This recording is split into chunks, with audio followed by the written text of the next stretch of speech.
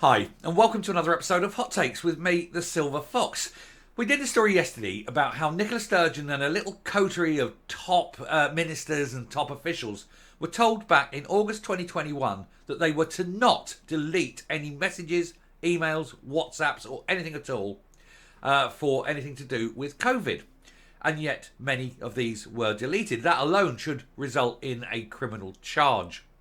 But it also now is revealed, and this is astonishing, that they were offered government mobile phones on which to commit their business, and they refused. These phones were given to them and told that these are more secure, that they are safer, and that it is where the business must take place.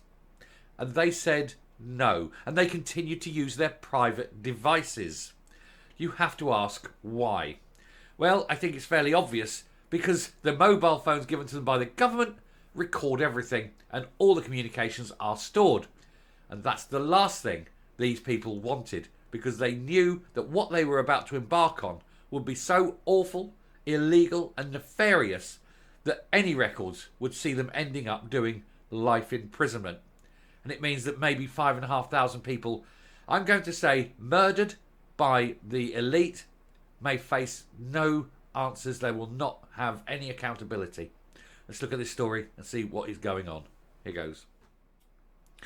So Nicola Sturgeon and key SNP ministers refused to use government mobiles during the pandemic response, and we all know why. They didn't want what they were doing to be recorded or kept in any way, because they knew that what they were planning to do was so awful, was such a crime against humanity, that there must be absolutely no accountability whatsoever. And that was why they instructed people to delete message after message after message. Delete it all the time. Delete, delete, delete. There can be no trail back to what they were about to commit. And I'm going to go and say it seems very much like genocide of the old, because it was politically expedient.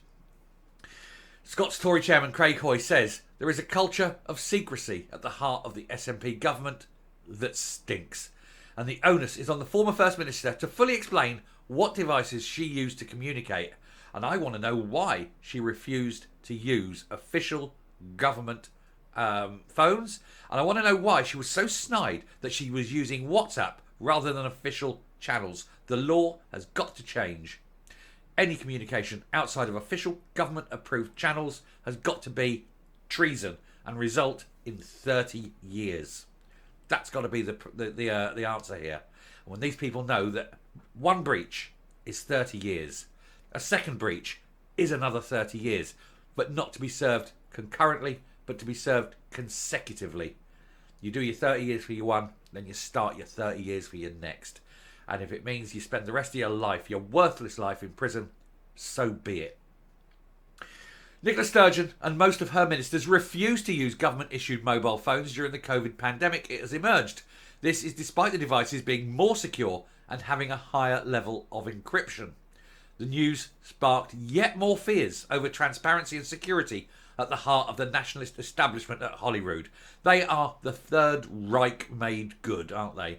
This is what they are. Those lockdown, that whole lockdown was them making basically the Warsaw Ghetto out of Scotland, and the old people's homes became death camps, patrolled by guards. It is exactly the same. The parallels are frightening, but that is who you're dealing with. And don't forget that the SNP were based very much on the National Socialist model. They still are. Their founders were great admirers of a certain little Austrian and what he was doing to people, particularly to the Jews. He was a massive anti-Semite.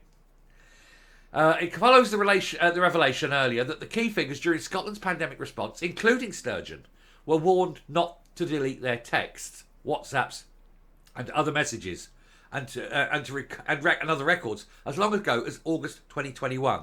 And if one message, a single message, has been deleted subsequent to that, it's a criminal offence and should go to jail.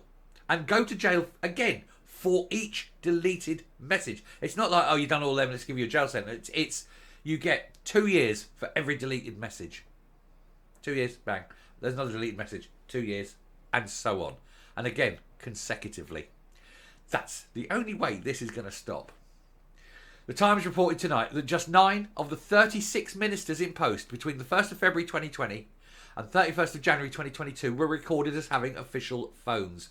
Instead, the former First Minister and her most senior parliamentarians used only personal devices to call or text colleagues. It's got to be made illegal.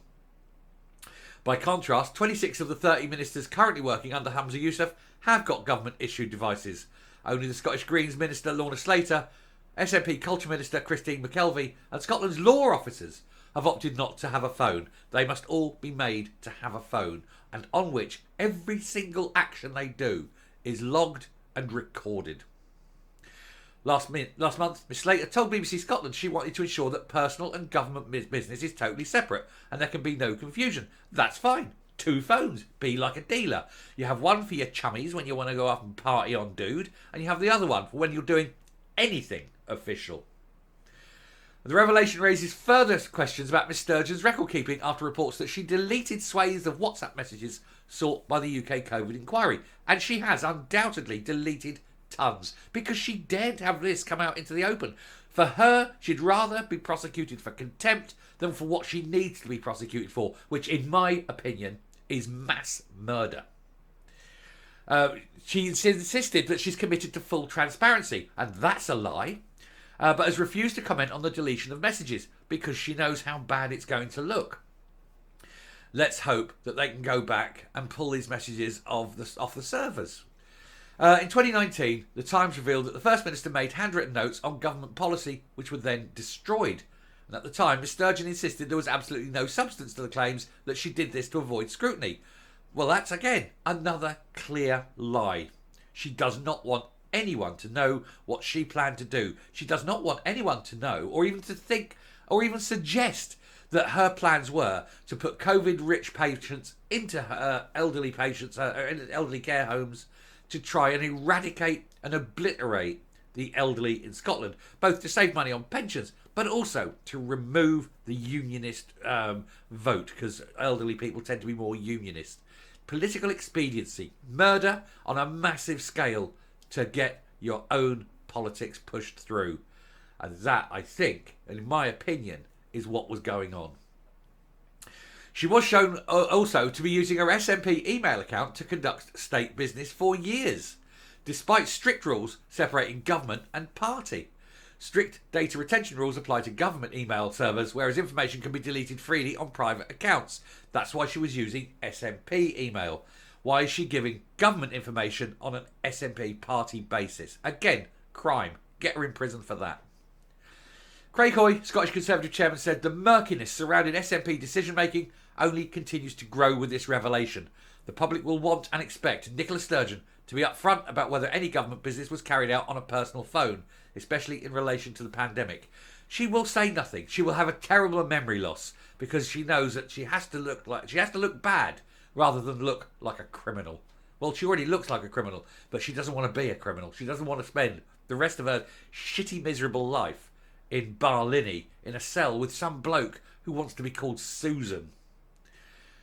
He said there is a culture of secrecy at the heart of the SNP government that stinks, and the onus is on the First Minister to fully explain what devices she used to communicate. But she won't.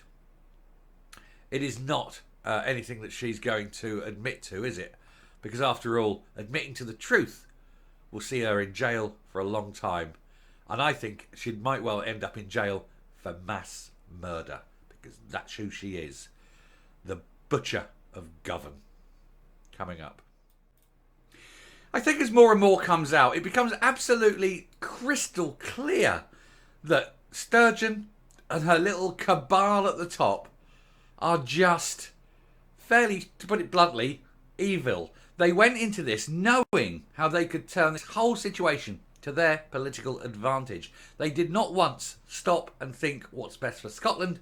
They only went, what's best for the SNP? Let's create division where there is none. Let us create misery where there is happiness.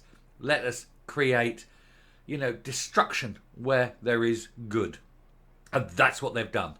And they did it deliberately because they wanted to effectively eradicate all opposition to nationalist causes. And they thought if they could eradicate an entire cohort of people, the elderly, then that would help them in their aims. And that's why they pushed these COVID positive patients into care homes in the vague hope that it would do the job for them and eradicate, genocide the old. That's how I see her. And I hope, for God's sake, she does get prosecuted for mass murder, because it is nothing else. I'm going to stop there. Thank you very much for watching this. Do keep up. We've got a lot more stories to come. And I'm never letting this woman go. I absolutely loathe her. She's a creature, isn't she? Anyway, do keep watching today. We've got many more to come. And I will speak to you later. Bye.